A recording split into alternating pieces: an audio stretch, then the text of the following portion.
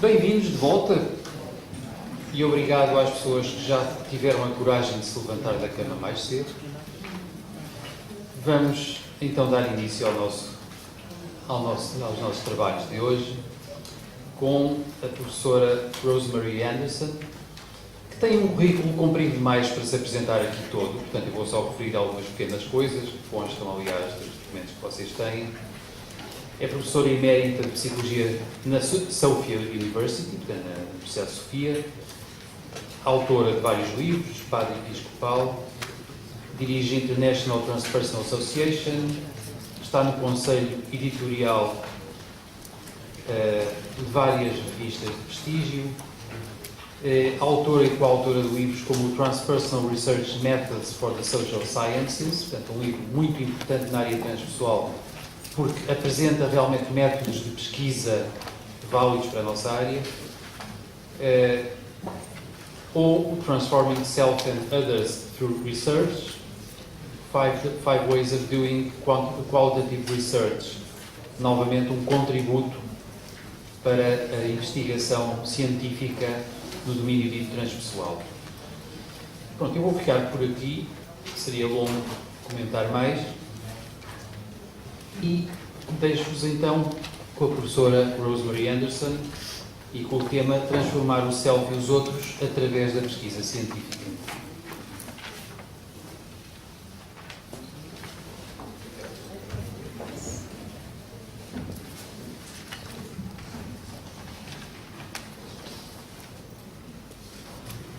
Hello. Hola. Anyway, it's wonderful to be here. I want to thank you for bringing me to this sacred place, Tomar, and to be among you. You're obviously a sacred community of people who have come to know each other and share fellowship. I loved hearing about the years of Alubrat, both in Brazil and in Portugal, so thank you for that. I can feel the community that you have, the sacred community you have, and it's just an honor to be here, both in Tomar and to be among you. So thank you, Mario, for the invitation.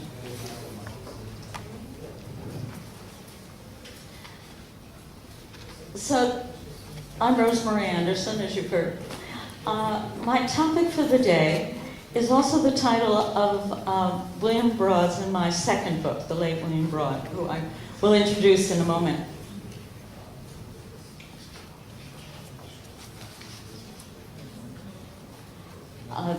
You're waiting for the headsets. I think I'm going to wait until the people get the headsets. Okay. Mas alguém precisar de headsets.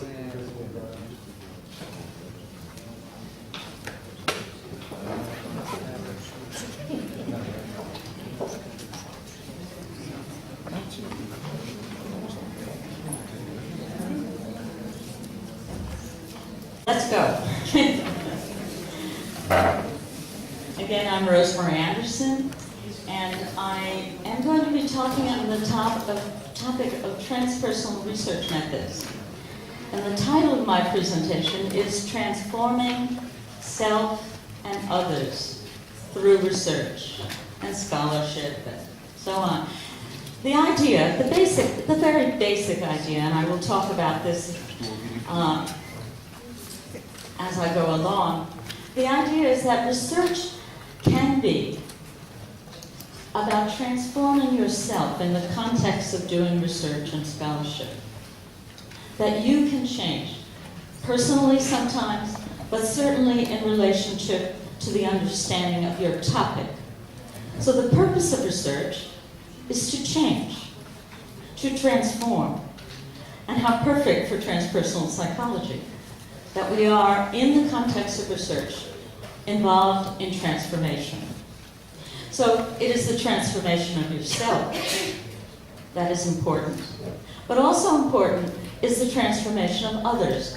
That other could include your participants, but perhaps even more importantly for the long run, is your readership, your audience. that when people read your work, read your writing, read your scholarship, that they experience transformation as they read. So if you set that intention while you're writing, the possibility, in my experience, that others while reading will transform, really hear you, really listen, really hear, really listen to what you have to offer. And this is particularly important when we're dealing with transformative topics, the kind of topics we study in transpersonal psychology, because often, for example, one of my students recently studied the healing of chronic childhood sexual abuse. So her audience is certainly clinicians who would read her work to see how they could work with their clients in new ways, but also people who have experienced sexual trauma in their childhood. So when you're doing your research, you set the intention that you indeed would like your work to help them, it makes a difference. And we do that implicitly all the time when we're doing research, or when we're practicing psychotherapy, of course. Our purpose is to help, to offer service. But setting the intention makes a difference. And if you do it very concretely, even ritualistically, that helps. Okay? So it's transforming the self, it's transforming others in the forms of your participant, but also to know who your audience is, your eventual audience. It's not just your dissertation committee, by the way. You know, your dissertation committee will come and go. But your real audience is the people you would like to help. Okay, is that clear? Yeah, okay. Next. That's just me. I'm Professor Emerita at Sophia University, which used to be called the Institute of Transpersonal Psychology. Next. Whenever I talk on transpersonal research methods, I want to, and like to, enjoy doing, feel honored by acknowledging my collaborator, the late William Braud. William and I met at ITP, the Institute of Transpersonal Psychology, when we both joined the core faculty in 1992. It seems like a long time ago now. And something sparked between us, a synergy, happened almost virtually the first week we were there together. And there was, I get chills even talking about it, that there was a love, a fellowship, a friendship, a colleagueship that formed between us. And the work we did together was so challenging in many ways and so difficult that it was only the love that we shared that allowed it to be happen. And because of that, we had so much fun. In addition to that, there was a fellowship of our graduate students and faculty that supported us and gave us the venue, the opportunity to do what we were able to do. Our students really, our doctoral students in particular, actually demanded that we create research methods that were more aligned with transpersonal research than the ones that were available in 1992. Now please know that both William and I were trained as experimental psychologists. We knew all of that tradition. We had worked in that tradition for 20 years, we honored it. We had every intention of coming to ITP, now Sophia University, and ask our students, train our students, and ask our students to use those methods. But what we found out is that the topics that our students wanted to study, like the chronic dimensions of long-term pain, chronic pain, or what it's like to walk day after day on long wilderness treks,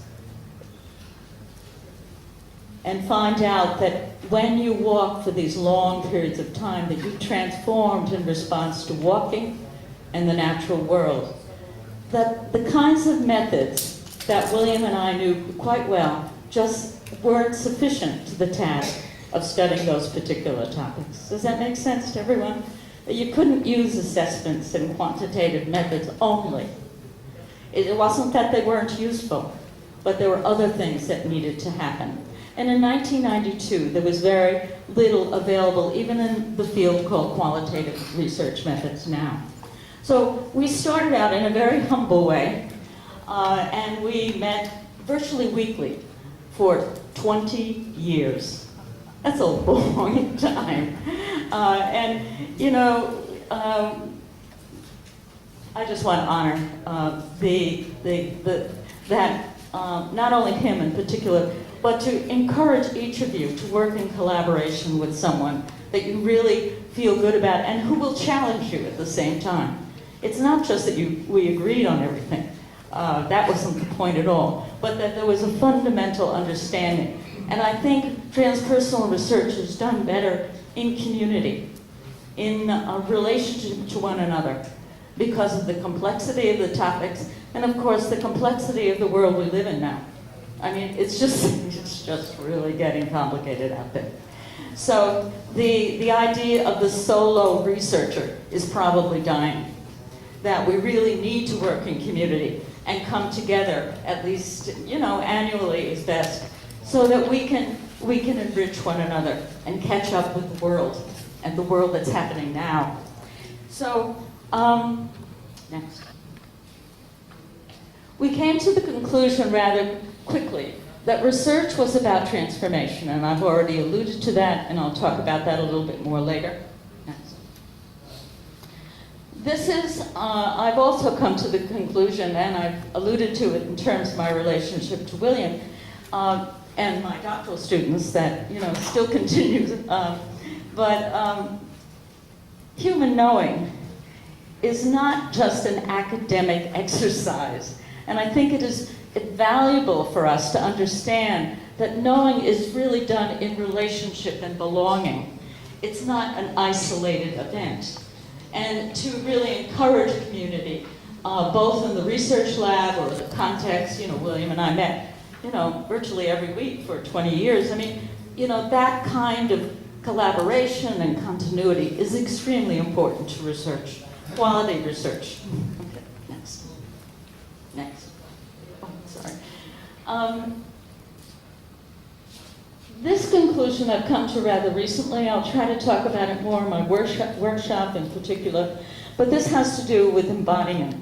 That if we're going to study sacred topics, the kinds of topics we study in transpersonal psychology, I think it is extremely helpful if we start to create ways to collect data and interpret data that are in the body.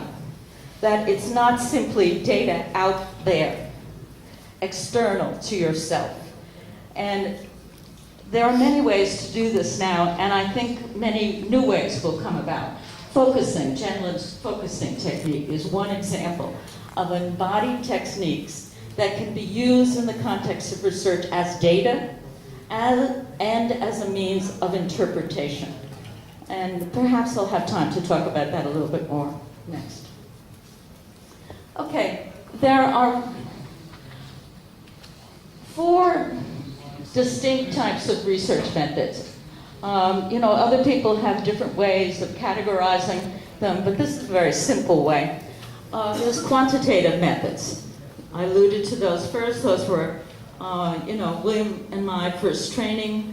Quantitative methods usually involves numbers, quantitative measures, assessments, scales. I'm sure you're all familiar with that, whether you're a researcher or a clinician, that you do use scales and evaluation procedures, surveys, and all that sort of thing that are quantitative in their relationship and in nature and can be analyzed quantitatively, statistically.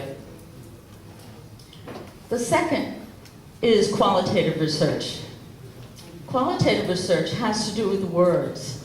It has to do with text. In other words, you can analyze a variety of texts. Most people tend to analyze interview text, interview transcripts when they're doing transpersonal research.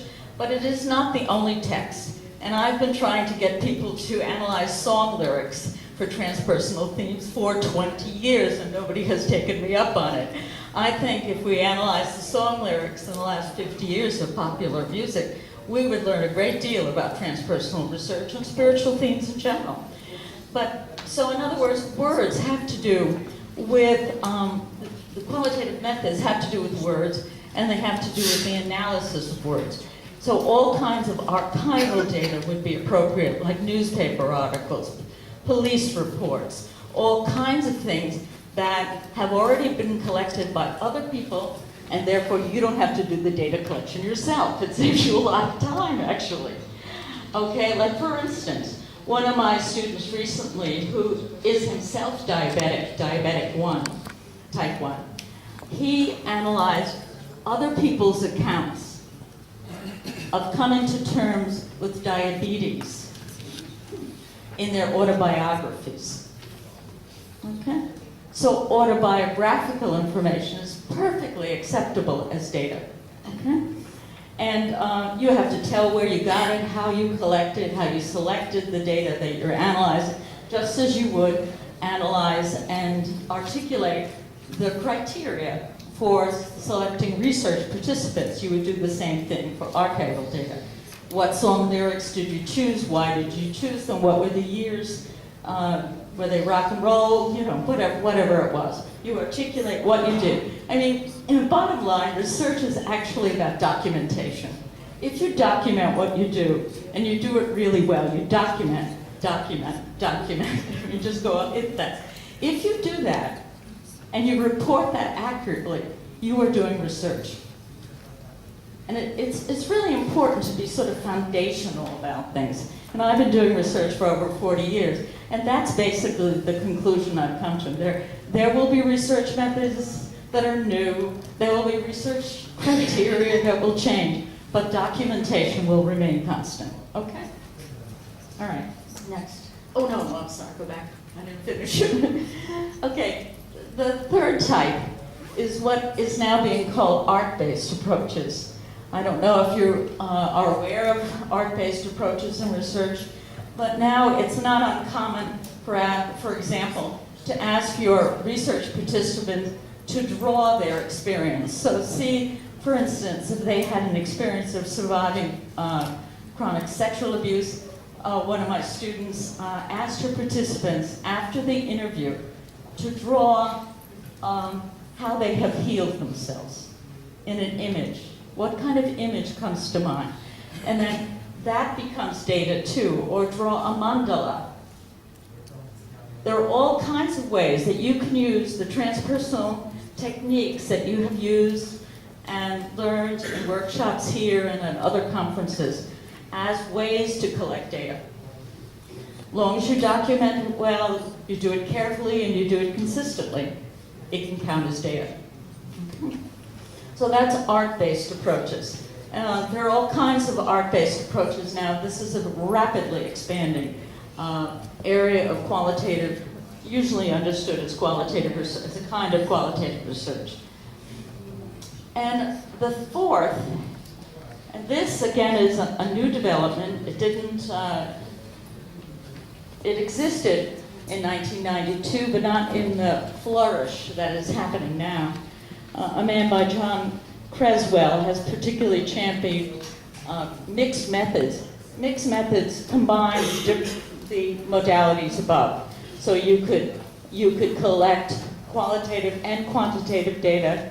You could collect art-based data and numbers and assessment. You could combine these things. You could do it sequentially, one after another. You could do it at the same time.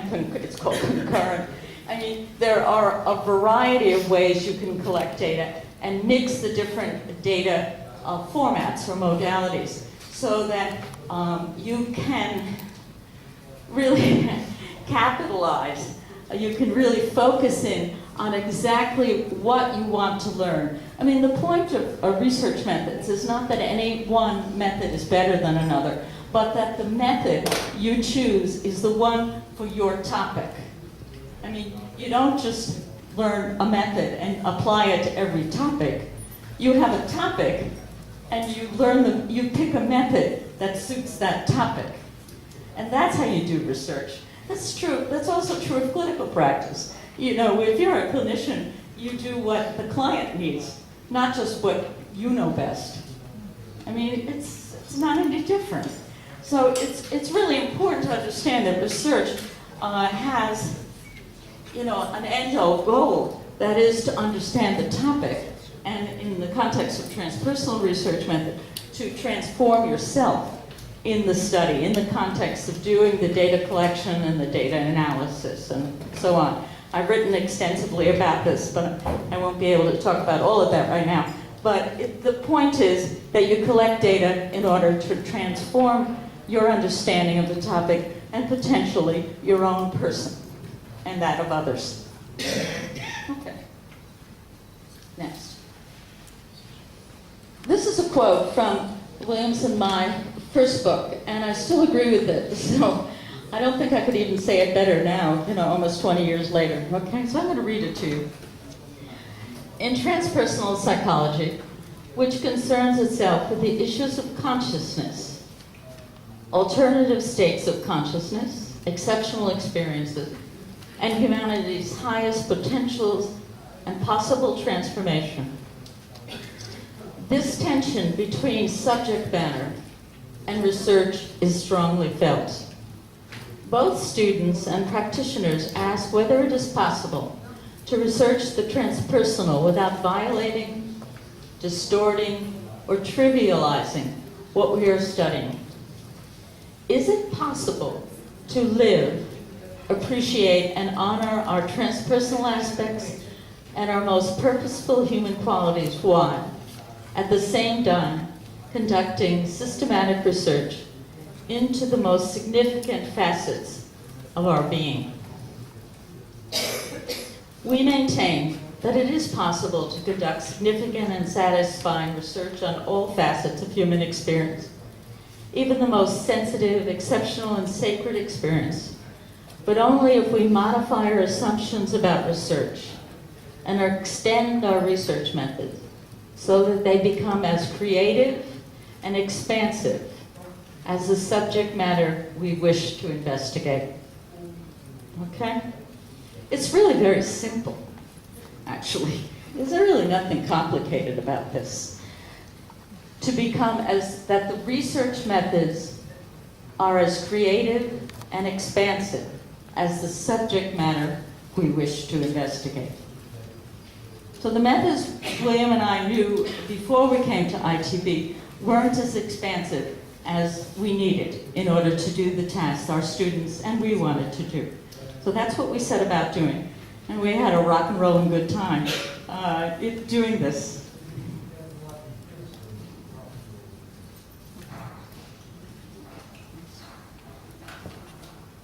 I want to briefly go through 4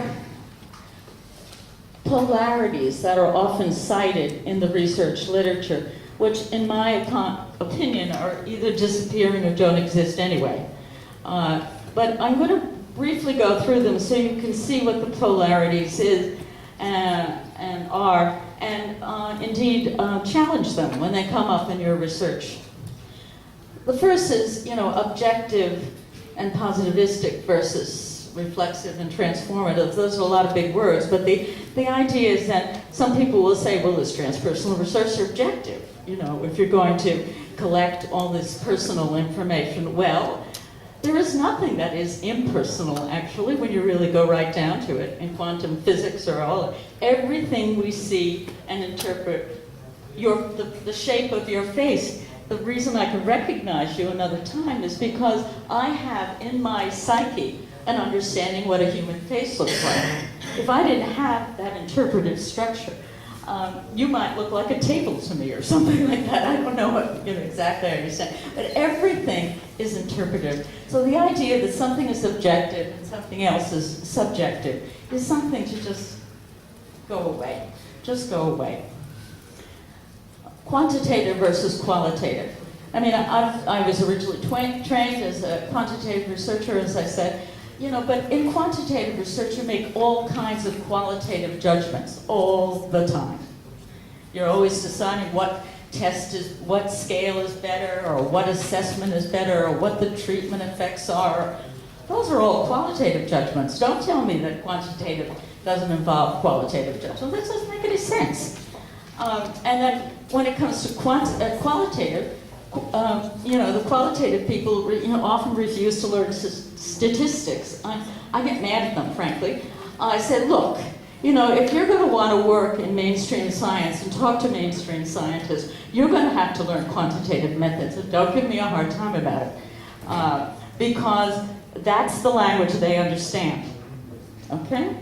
And in qualitative data, data collection and qualitative research, you're always counting. That's numbers. You're counting the number of themes. You're counting the similar patterns. There are 20 patterns that look like this, and 15 patterns or responses that look like this, and one is more dense than the other. That's numbers. So don't tell me that qualitative techniques don't involve quantitative.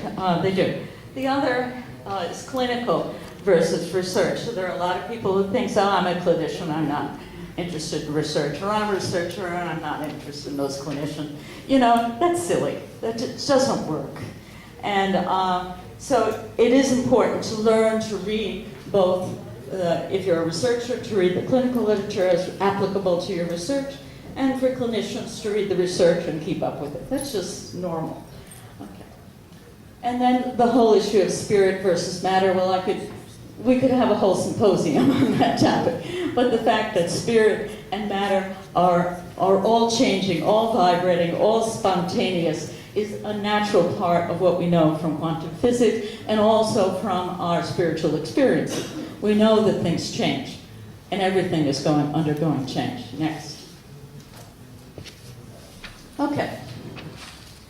So what I'd like to do now is talk specifically about the unique qualities of transpersonal or transformative research methods. Sometimes I just use the word transformative research methods, particularly if I'm talking to a mainstream audience. So the first is that for the most part, transpersonal researchers pick a topic that has personal meaning for them. They usually start with their own experience as well. So number two, the research topic often evolves from life experience. One of my, students, the one I mentioned on diabetes, he lives in Chiapas, Mexico. He was trying to understand his own relationship to diabetes, and he discovered that he was developing spiritually in the context of coming to terms with diabetes 1. Because there were so many ways in which he had to pay attention to his body to know what to do and what to do next.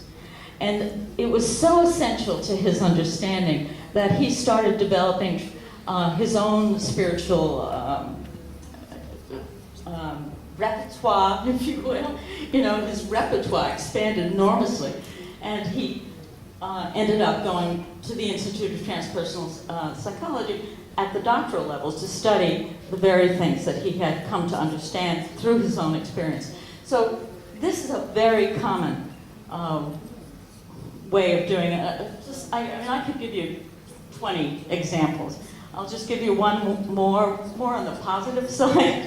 One of my students recently looked at long-distance running in nature, in the natural world, for young girls, teenage girls. And she ran a small nonprofit company which was called Running in the Wild, Girls on the Run. That was the title, Girls on the Run. Isn't that a great title?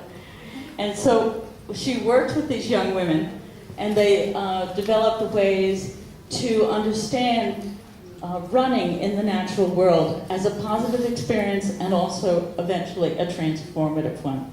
And so she recently completed a dissertation on that particular topic, Girls on the Run. Okay. So the first two are interrelated. You usually study a topic that has a lot of heart and meaning for you personally. So it's not usually the way I was trained, for example, the way I was trained to find a research topic, my own dissertation topic, seems like a million years ago. I was trained to look at the empirical literature existed at the time and to pick a topic which was the next step, the next study that needed to be done. That's how I was trained. That can still be done, but another way to go about it is to look at your own experience and to see what you know that is unique to your understanding and what you could contribute to the literature, not only based on your own experience, but collecting additional data to make sure you expand your experience beyond your own understanding. So these things can be done in tandem. Number 3, spiritual values.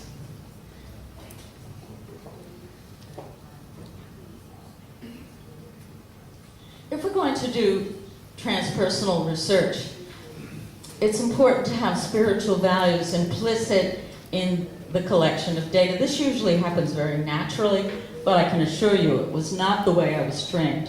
I was not trained in traditional mainstream psychology to be generous to my participants, to be humble of my life. In fact, I was actually trained quite contrary to that.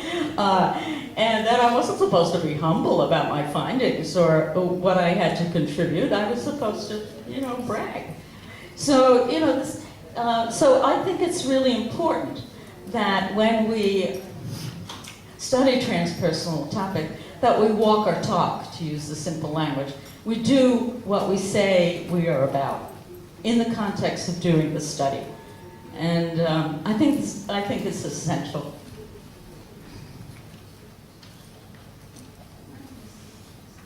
Multiple ways of knowing, intuition and personal insights. Obviously, if you come to the topic because of your own personal experience, you're already going to come to the topic with personal insight, reflections, which need to be checked and countered by your participants. It's not just about you. No research project is just about me. But my intuitions about the topic, about what my participants are saying to me, what they're really saying to me, and my intuitions inform the questions I'm going to ask them as a way of follow-up. So it's really important, both in data collection and in data analysis in particular, that we allow our intuitions to be there, and then we check to make sure they're consistently there. In the data, it's grounded in the data, just not my idea, but it is important to use our intuition in research. And again, I've written a great deal about this. My own research method is called intuitive inquiry, and it allows different forms of intuition to inform not only your person, but also your research context. And that's what the workshop I'm giving this afternoon is about. And I've already talked about transformation of self and that others includes your research participants and the eventual audience of your work. And the number 6 is an encounter with the sacred. The transpersonal research is about listening to the sacred. I think Vera, last night you said something about, well, we all hear, but we don't all listen. I think you said something like that. I liked that a lot. And the idea is that listening to the sacred is an art form. And it is something that can be done with intention, and we can get better at it. And I would encourage all of you to come to workshops and to work with one another so that you can develop your own understanding of what listening to the sacred means. It might mean something different to every single person. I am absolutely sure that intuition is as the forms of intuition are as numerous as there are people in the world. It's unbelievable how many different ways you can be intuitive. It is astonishing in your body, in your senses, in your eyes, what you see, what you don't see. It just goes on and on. Your internal vision. I mean, it's just amazing how many ways we can be intuitive. And I think that is the same thing when it comes to what it means to listen to the sacred acutely and finely, and there are probably many ways to do that, and maybe as many ways as there are people. Okay, next. Well, I'm kind of talking about this as I'm going along. Research as an art and act of transformation, that we are transforming as we are doing research, that we are changing all the time in the context of research. This, by the way, is always true, even in what we call mainstream research. We are always changing. We usually come to a research topic. Even my dissertation was a topic. I did find it in the literature as the next best study, but it was something I really was passionate about too. So in engaging research, we can transform and change. Yeah, I love this photograph. Isn't it beautiful? This is a photo. I took both the labyrinth photograph and this one. This was at a beach, Lake Beach side in Northern California by Mount Shasta, if you know where that is. It's a very sacred part of the world. And I was walking along very early in the morning, and somebody had made this heart sculpture. And if you can see, there's some rocks that have people's initials in the middle. It's just a beautiful image. And it's, you know, most heart images are kind of corny, but not this one. And it's, you know, it's the idea that in relationship with your research topic and your colleagues and your participant, that real knowing can be found. Okay, next. All right, embodying the sacred. I don't know what will happen with this particular form. We are only beginning in psychology in general and in transpersonal psychology to understand the depth of what our bodies already know. I mean, there's research now that signals that happy marriages are usually because of smell. That we smell a lover coming, so to speak. He or she has a certain smell. Isn't that amazing? Who would have guessed that? I mean, not logically, I wouldn't have gotten there. But that there in the embodiment of knowing, there is knowing deeply embedded in our bodies. That if you want to be safe in an environment, you have a kind of kinesthetic radar around you. I learned to walk in New York City from my mother. That was my first city, was New York City. We lived outside New York on the New Jersey side of the Hudson River, and when I would walk as a young person, a teenager with my mother, around New York City, we would walk, and I could tell, although I didn't have the language for it then, that she had a kind of radar. She was always looking and feeling with her body the block ahead or the people around. And she would say to me from time to time, "No, we have to go around the block," which often was a long way. You know, if you have to go around, a city block to get wherever you want to go. And what she was doing, and I have come to understand, is that she knew how to keep herself physically safe by watching with her body, not with her eyes, although she certainly looked to see who might be there, of course, yeah. But she was actually extending her radar all the way so that she could understand what was safe and what was not. These are all skills that we can bring to research. And we're only beginning to understand what the body knows. Our bodies are vastly intelligent and capable of understanding things that we cannot give words to. We can't give words to what safety feels like, really. But we can feel when we're safe.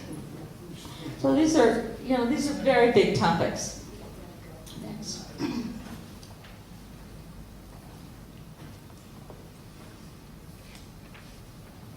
This has to do with new developments that have happened recently, and I have one to add to the list that happened last week at the Transpersonal Research Colloquium, where I was helping to facilitate, along with Pierre Luigi, who is also here. So we were talking, and what became very obvious to me is the last one is much more important and timely than I had imagined. That it is time now to develop transpersonal research ethics and develop a code. I'm not sure how many of you are aware, but certainly in the United States and probably in most countries in the world, there are ethical standards for conducting research. I'm sure that's here true, right?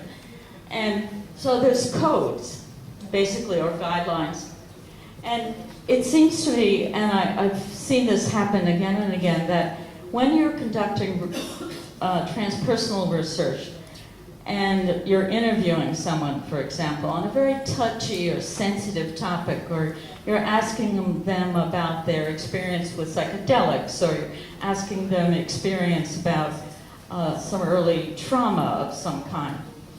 And if you are a transpersonal psychologist and you have had that experience yourself, you actually end up inviting them to give you answers they may have never told anybody else ever before. So in a way, all transpersonal research becomes a kind of clinical practice, if you will. And you really have to begin to understand that there are we need to understand that there are unique ethical implications for doing transpersonal research that need to be articulated and understood in the wider community. That by engaging in this kind of work with individuals, they will reveal more than they might want to reveal. They will give more information that they may not feel safe.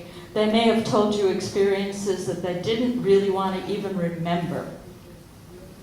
Now, there are protocols within existing transpersonal psychology, of course, that you always give them a list, you hand them a list of referrals, so you're willing to talk to them later, or you have a therapist who's willing to talk to that individual. But the kinds of issues that come up in transpersonal research are even deeper and more far-reaching than the ones in conventional research. So it becomes really important, and I think we're kind of poised at the precipice of being able to articulate the unique ways in which transpersonal research ethics need to be developed and how we can contribute to the mainstream. If you really look at those ethical codes, they're really very tedious, and they're written by a lawyer. They're not really written by people who are concerned about the unique implications about research.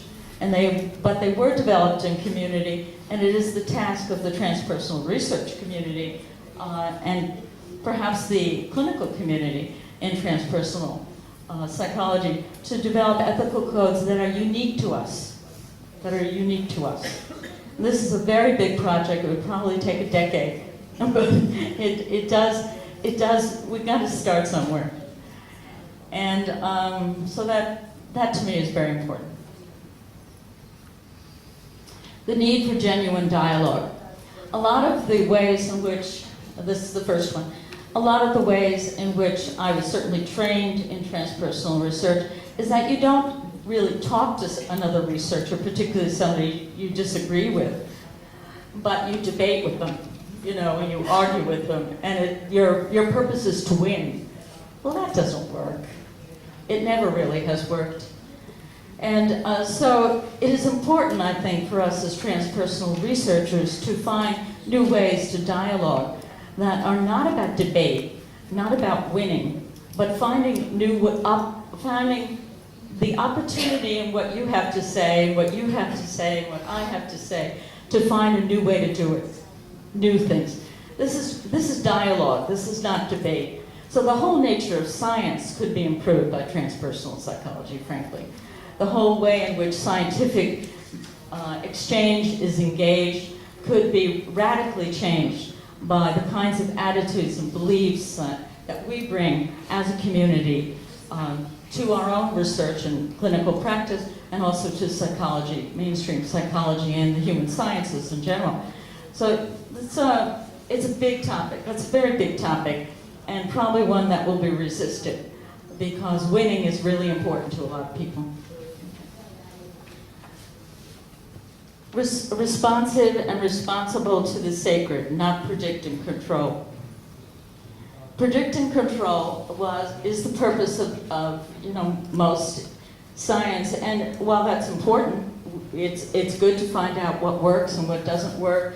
How does mindfulness improve the nervous system or in the immune system? All of that is very useful information.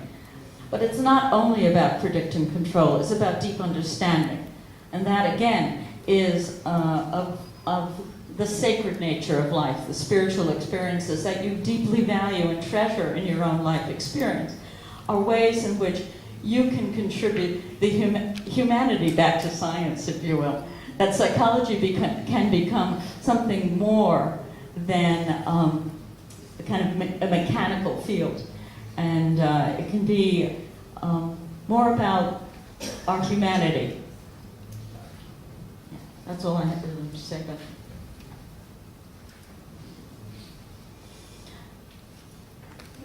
Alert to the mysterious and spontaneous, and I would add simultaneous nature of existence. The problem with predict and control, or the mechanical nature of science, is it just isn't true. The reality is that what we are doing here affects the field. And the field can be very, very large, it can be global. And now with the internet, we all know what Trump is up to. I mean, every single one of us, whether we want to know or not. The reality is that the world is changing. It's changing very rapidly. Even if it's not on the internet, I can feel when disaster happens in my neighborhood, even if I can't see it. I can remember 9/11. I knew something was wrong. I was sitting in my kitchen, and I said, oh, there's something really wrong. I don't know what it is, but there's something really wrong. We do experience the life that is going on around us, even at great distances. And there is an impact on all of us when things happen in the world, whether it's an earthquake in Mexico or whatever it is. We feel it, or what happened in Las Vegas in the United States last week. So we can feel the repercussions of these things, even if we don't read the newspaper article, they're happening. So transpersonal psychology has an opportunity to really look at the spontaneous and mysterious nature of change and consciousness in the world in ways that mainstream psychology is only beginning to understand. And I think it's important for us to make our contribution in a very concrete way. And the other I would add to that list that I didn't have when I made the PowerPoint a couple of weeks ago, is that I think it's important for us to develop a new language.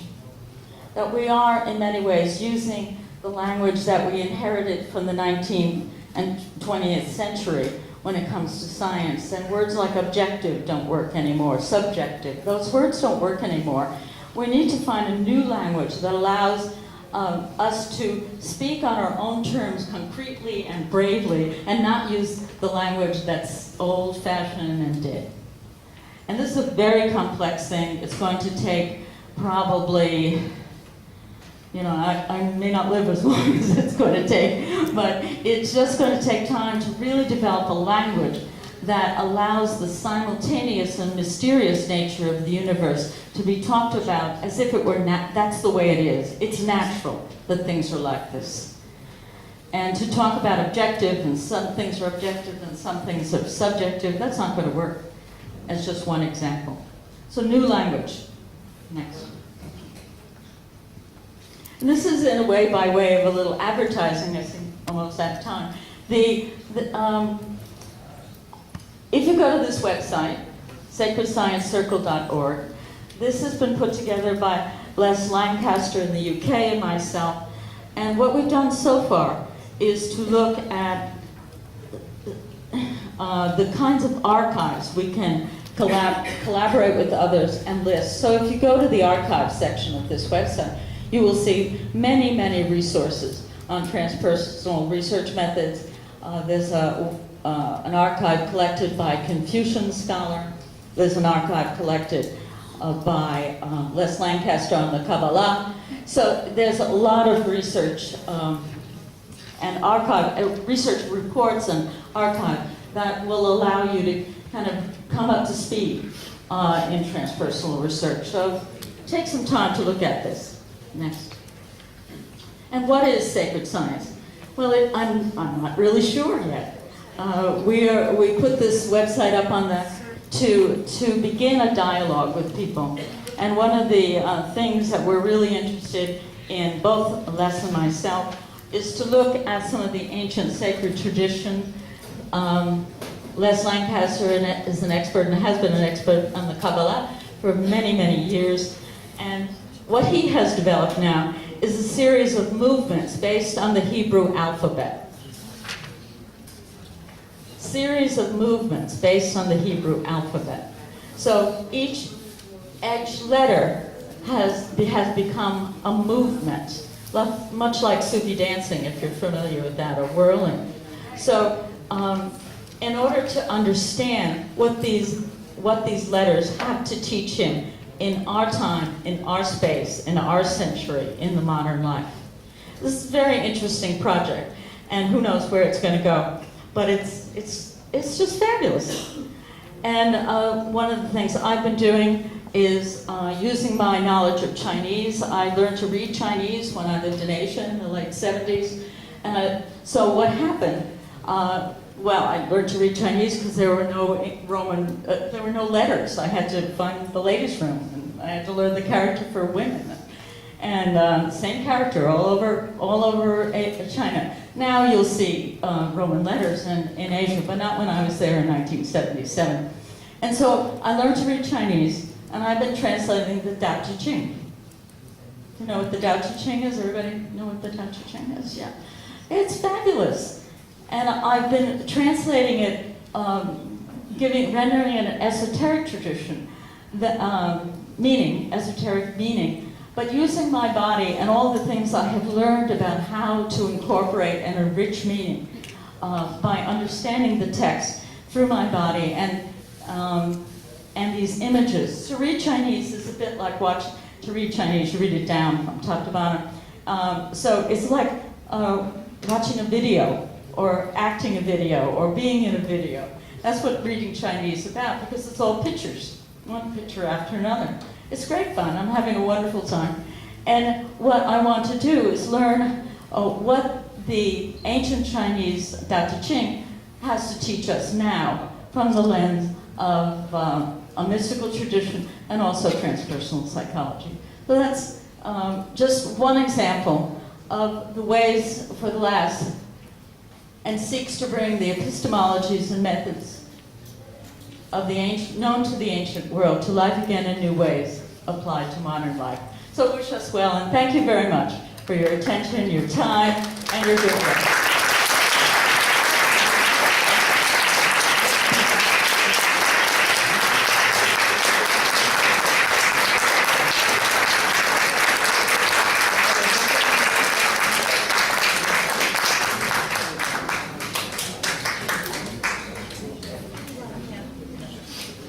Better, you just talk loud. That's what.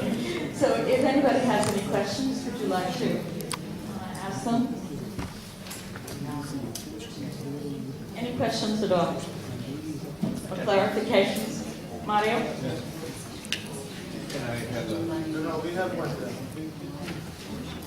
Well, I think that we all agree with what Rosemarie said. And I myself am at the university. And if I try to bring all these concepts to my university, I shall be refused and criticized. And even the ethical committee says that it is impossible that you go so deep in your research, asking so intimate questions and so. Or as I try to bring a research on near-death experience, they say that is a terrific experience you are doing, and it was refused. So how do I get to bring all these concepts to the university today, at least in Portugal?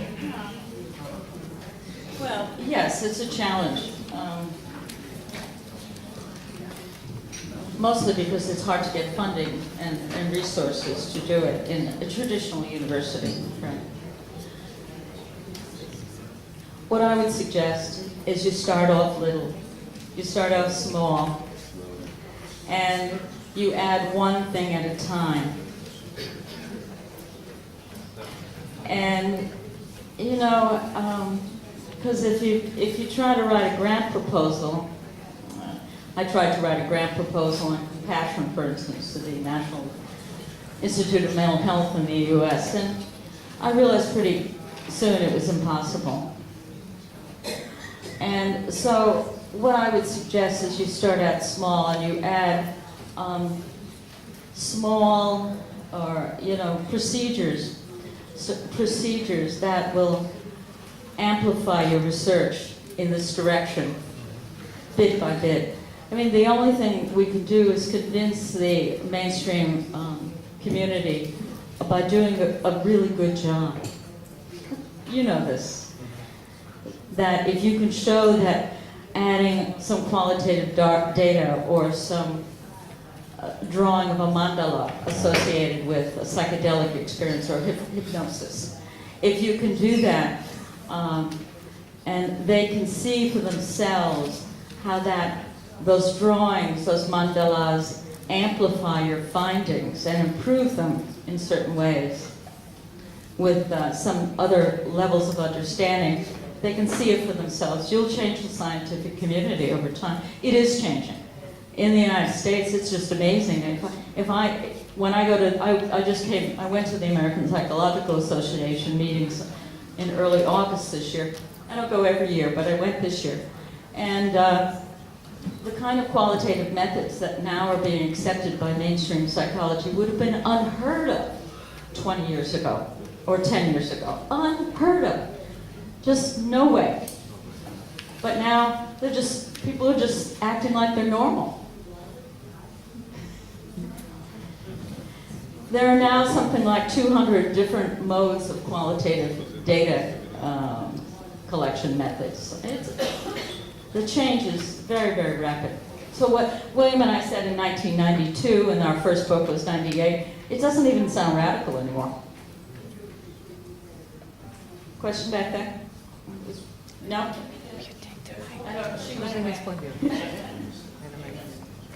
First, I want to thank you for your presentation. That was very warm-hearted, and it made us see that academic research and methods they can be hurtful as well. So, but my question is not as academic. In fact, it really struck me the fact that you said that the forms of intuition are as numerous, as broadly as quoting you as people in the world. I was wondering if you could just expand a little bit more and tell us by your experience the different types, unexpected types of intuition that you see in your experience, like the example of the body wisdom of your mother. Because I have the feeling that even us, that we are searching from self-knowledge and transformation, sometimes we are not very aware of all the levels that intuition trespasses our lives and all of our movements. If you could expand a little bit on that. Thank you for your question. It's a really good question, and hard to say quickly. For instance, we are in a sacred environment right now. I mean, I had remarkable dreams last night, and they touched me, and I can feel it in our environment. So, for instance, if we go out into the natural world, I would suggest very simple things. And you've probably done this in a workshop. Just lie on the ground. Just lie on the ground and listen to what the earth has to say to you. Maybe good news and maybe bad news, but listen. And if you have a way of doing that profoundly, you might hear something, for example. It's not auditory intuition is very common. My first auditory intuition was when I was about 10. I heard a voice that told me a very important part of my life path. And that informed me in a way that I can't possibly describe. So I used to teach a course on creative expression and as research methods. And one of the things we did was to think of our research topic, go into that topic, get to remember an experience of your own about that topic, whatever it might be, and then spontaneously sing a song. Sing a song. People thought I was crazy. Maybe I was. But you know, the reality is if you sing spontaneously, you can be surprised at the kind of songs that inform your data collection or your understanding of your topic or whatever. But does that give you a sense of it? So smell is really important. And of course, we're very used to using art, various forms of artistic expression to deepen our transpersonal experience. And if I'm stuck, I have a problem here or anywhere, I just do what is called authentic movement, and we'll be doing that a little bit this afternoon. If you know what authentic movement is, it's basically you move from the inside out, and you can gesture, and you let your body inform you about a situation, a person, a research topic, whatever it might be. And that's my modality. That's the modality I use virtually every day to make decisions. So there are just a lot of ways to be intuitive. And then I read my gestures. And the gestures that I make say, you know, how do I deal with this situation? And I get that. Well, that's very clear. That's really clear. Or if I get something like that, you know, that means I got to work with it. So I read my gestures, and my body is amazingly more intelligent than I am when it comes to knowing what to do about complex, confusing situations. I can figure out the easy ones, you know, the common ones, but the complex, difficult ones and the people-related one, it's my body that tells me much more about what to do, what not to do, when not to do anything than my head. So, you know, intuition is all over the place. And let me briefly say, the one that has shown up the most profoundly in working with dissertation students is that our personal wounds, those things that have deeply hurt us in our lives, are often the very source of our greatest intuition. So that those things that we think are the worst things about our personalities, the worst things that happen to us, may be the source of our greatest intuitive responses. That, you know, that's a mystery I'll never understand, but it happens again and again.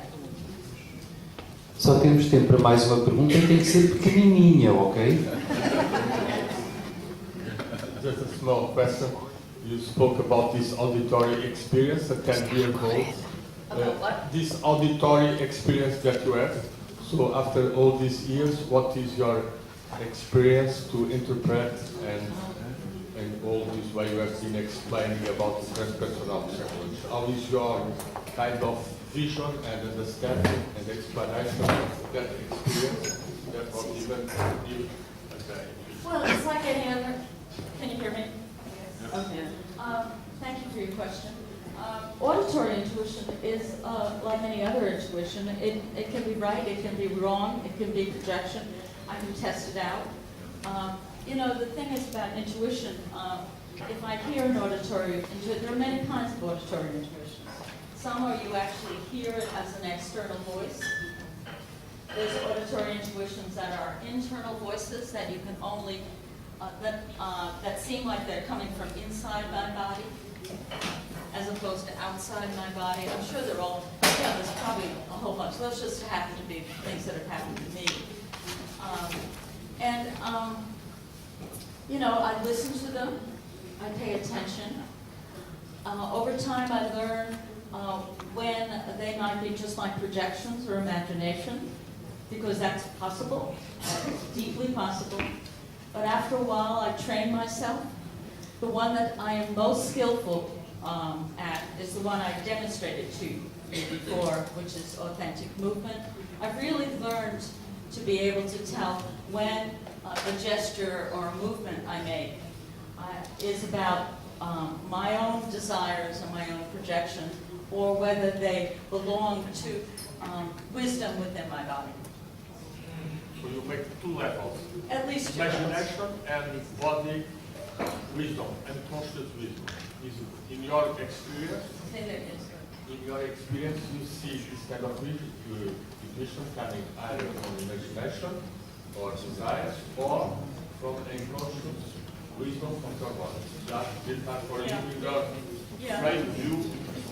Yeah, I mean, I'm sure I could nuance it more, but my experience that if I can move beyond my projections and my imagination, my experience is that if I'm connecting and I'm listening to the sacred within my own body, that is there to help me and always available. But the sacred within the body is different. Eu peço desculpa, mas não podemos prolongar o debate. Eu vou agradecer à Rosemarie, agradeço profundamente à Rosemarie por partilhar, de facto, uma abordagem profundamente humana e atual da ciência, extremamente útil na nossa área. E vamos passar já de seguida, vou chamar o Gelton da Cunha para vir apresentar a sua comunicação, e muito obrigado ao Rosemarie.